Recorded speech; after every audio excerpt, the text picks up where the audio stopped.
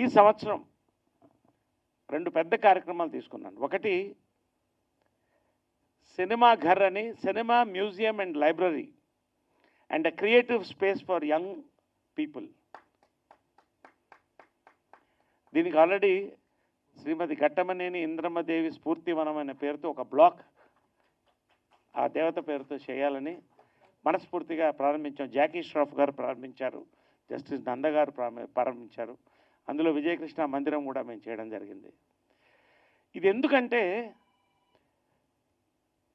All these young people need a place, ప్లెజెంట్గా కూర్చుని work చేసుకొని కొత్త యాంగిల్ తీసుకురావడానికి. రెండోది, ఇవాళ cinema industry black and white, colour, cinema scope 70mm దాటి 3D దాటి డిజిటల్కి వెళ్ళిపోయింది.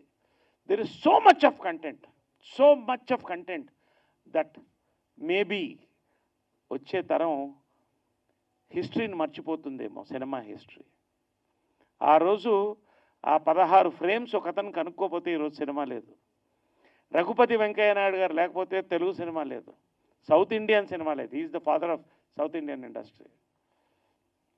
ఇలాగా చాలా హిస్టరీ గురించి తెలుసుకోవాలని. కాబట్టి దీన్ని టెక్నాలజీతో ముడిపెట్టి, it's not just boring museum where there will be beautiful memorable moments in every part of the museum.